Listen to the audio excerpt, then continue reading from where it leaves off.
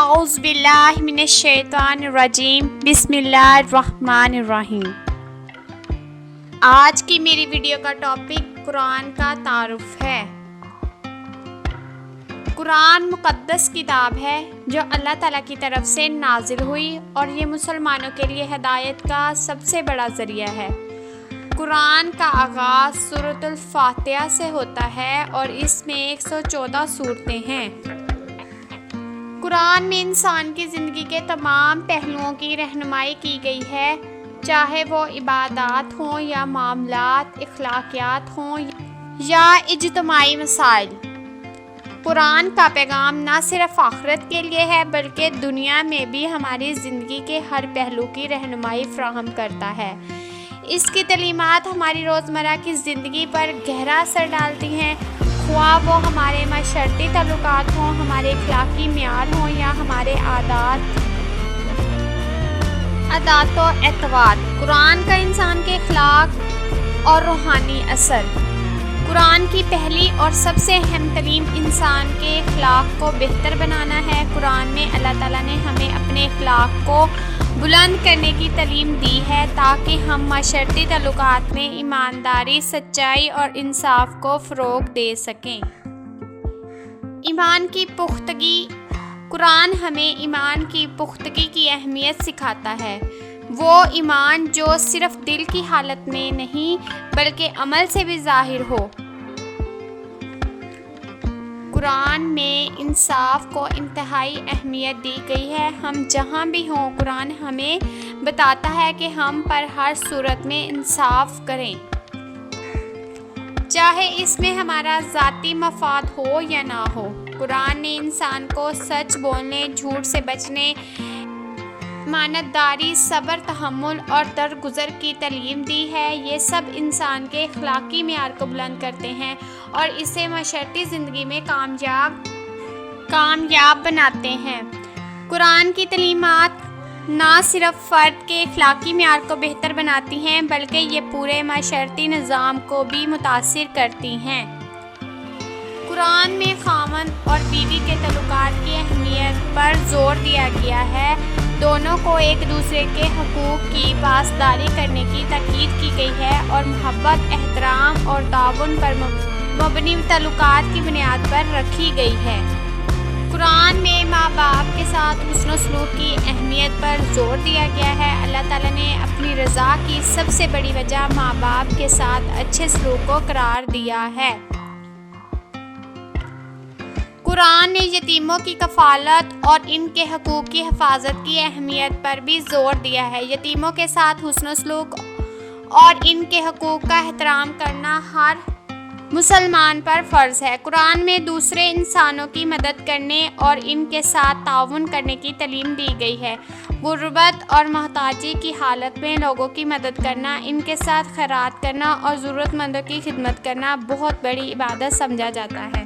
قرآن نے عبادات کو انسان کی روحانی ترقی کا ذریعہ قرار دیا ہے۔ قرآن نے نماز، روزہ، زکوٰۃ اور حج جیسے عبادات کو انسان کی روحانی پاکیزگی اور اللہ کے قریب جانے کے راستے کے طور پر بیان کیا گیا ہے۔ قرآن میں نماز کی اہمیت کو اجاگر کیا گیا ہے۔ نماز صرف اللہ سے تعلقات مضبوط کرنے کا ذریعہ ہے بلکہ یہ انسان کی روحانی اور اخلاقی بہتری کے لیے بھی ضروری ہے۔ رمضان کے مہینے میں روزہ رکھنے کی عبادت میں بھی قرآن میں ذکر کی گئی ہے۔ روزہ انسان کو صبر و تحمل، خود پر قابو پانے اور دوسروں کی حالت سمجھنے میں مدد دیتا ہے۔ قرآن نے زکوٰۃ دینے کو فلاحی عمل کے طور پر پیش کیا ہے۔ زکوٰۃ معاشرتی عدل قائم کرنے، غربت اور امیری کے درمیان فرق کو کم کرنے کے لیے ضروری ہے۔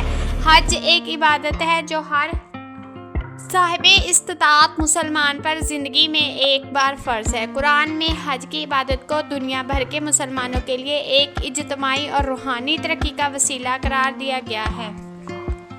قرآن کا معاشی زندگی پر اثر۔ قرآن نے اقتصادی معاملات میں بھی رہنمائی فراہم کی ہے۔ اس کی تعلیمات میں مال کی حلال کمائی، قرض کا احتیاط سے لینا اور زکوٰۃ دینے کی اہمیت شامل ہے۔ قرآن میں مال کی حلال کمائی اور حرام سے بچنے کی تعلیم دی گئی ہے۔ حلال رزق انسان انسان کے روحانی سکون کا باعث بنتا ہے اور اللہ کی رضا کے قریب لے جاتا ہے۔ قرآن میں قرض کے معاملات میں انصاف اور ایمانداری کی تعلیم دی گئی ہے۔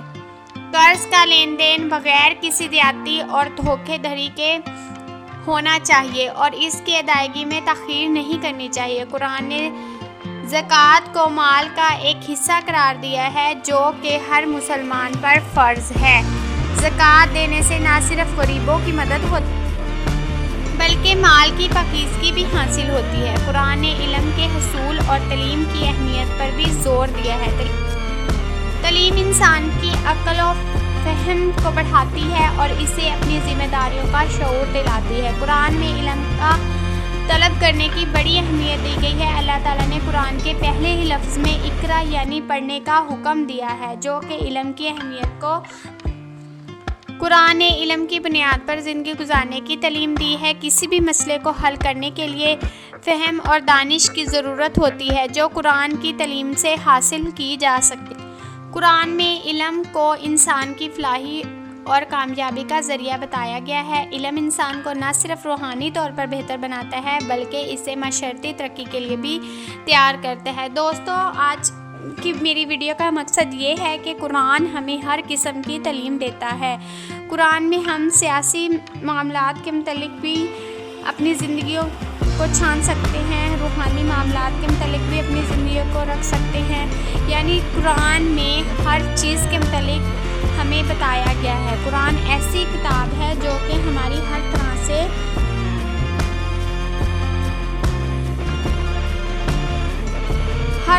سے ہماری مدد کرتی ہے۔ تو ہمیں اگر زندگی میں کوئی بھی مسئلہ درکار ہو تو ہم قرآن کی بتائی ہوئی باتوں پر عمل کریں بجائے کہ دوسروں کی باتوں کو سنیں اور ان سے اپنے زندگی کو چلائیں۔